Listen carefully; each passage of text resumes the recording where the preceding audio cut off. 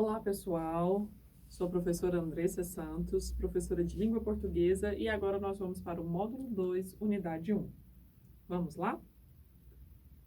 Pessoal, vocês lembram o que é frase e período? Andressa, claro que eu lembro. Frase. Frase é isso que eu faço todo dia, falo com a minha mãe, grito, chamo. Então, isso é frase. E qual que é o conceito de frase? Não, professora, isso daí eu já não me lembro. Mas eu me recordo de alguma coisa assim, ó, que é tudo aquilo que está carregado de algo semântico. Que bonito. Falando nisso, é tudo aquilo que tem carregado de sentido. Então, colocando bonitinho, frase é uma palavra, um conjunto organizado de palavras que transmite ideias com sentido completo. A frase acontece tanto na fala quanto na escrita e pode conter ou não verbo. Então, por exemplo, fogo é uma frase? É, porque ela é carregada de sentido, sim, só fogo, só fogo. Falou fogo, alguém vai te ajudar e você vai saber o que essa pessoa quer. Os preços da passagem de ônibus subiram mais uma vez. Essa parece muito mais uma frase, Andressa, porque é enorme. Ela é carregada de sentido. Além dela ser carregada de sentido, ela tem aqui uma coisa chamada verbo. Subiram. A mesma coisa é os senhores, que eu acredito que os senhores e as senhoras são educadíssimos e ao chegar no lugar vocês vão dizer bom dia, boa tarde, boa noite. Isso é uma frase? Por quê? Porque ela é carregada de sentido. Agora, o que é importante eu saber da frase? Que ela pode ou não pode ter verbos, certo? Gravem isso daí. Agora, o que é um período, Andressa? Período é a frase constituída de uma ou mais orações. Andressa, então é a mesma coisa, frase, período, é tudo igual? Tem uma palavrinha aqui nova. Orações, formando um todo, com sentido completo. O período pode ser simples ou composto. Ixi, agora eu fiquei um pouco confuso. O que é oração e o que é simples e o que é composto? Vamos lembrar? Oração é tudo aquilo que tem verbo. Então, olhem só, essa minha frase aqui.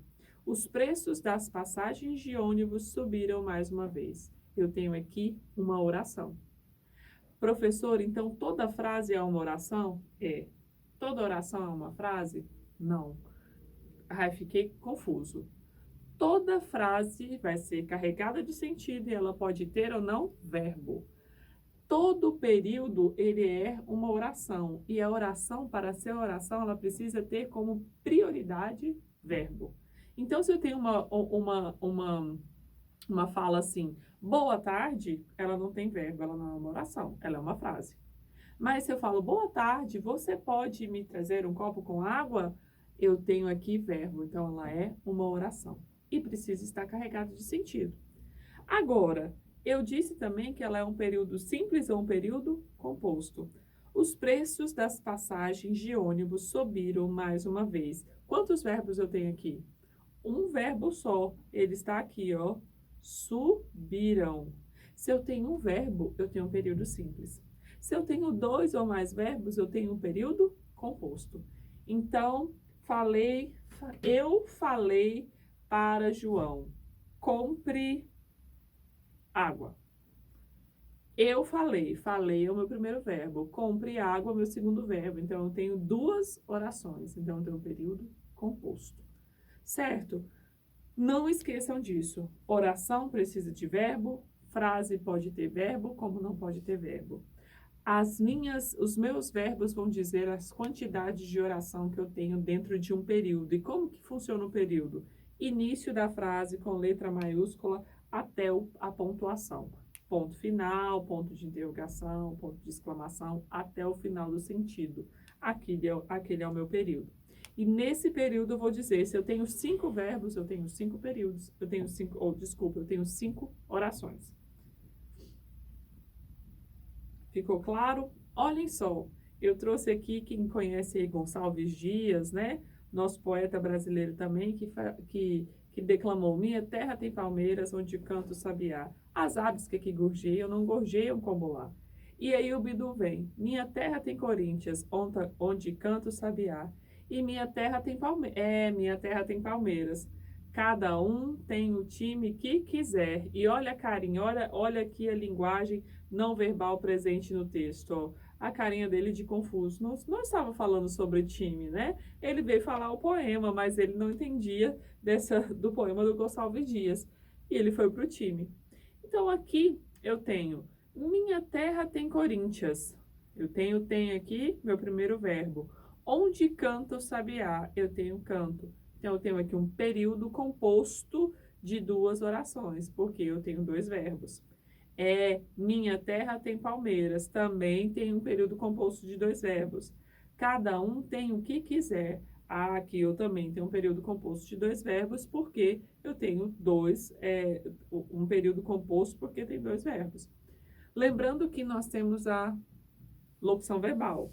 E a locução verbal tem valor de um verbo. Então, se eu falo para você, irá chover hoje à tarde, esse irá chover é uma locução verbal. São dois ou mais verbos juntos, mas eles têm o valor de um verbo somente. Quando vamos escrever, é necessário selecionar as palavras e expressões que serão empregadas no texto. Nós vimos isso lá no módulo 1, unidade 1 e 2 também. Então, escolher os exemplos ou argumentos, dependendo do texto, que serão oferecidos para o leitor.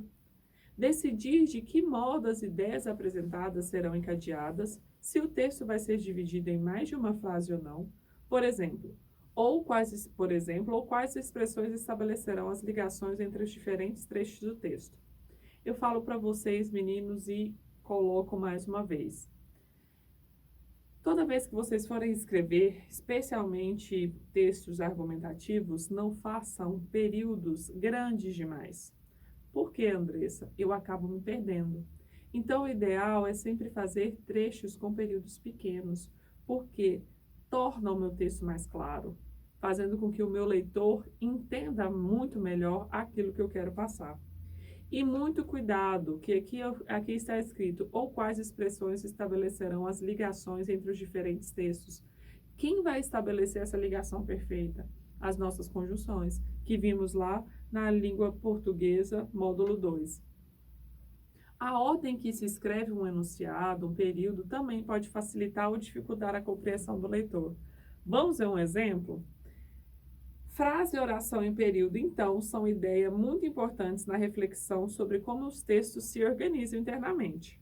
São fundamentais, não apenas na produção dos textos, mas também na compreensão deles. Olhem só, eu vou trazer no próximo módulo para vocês um exemplo muito corriqueiro e que vocês vão ficar assim, boquiabertos, sem acreditar. Então, fiquem aí e me aguardem, mas a educação é a arma mais poderosa que você pode usar para mudar o mundo. Usem dessa arma e até daqui a pouco.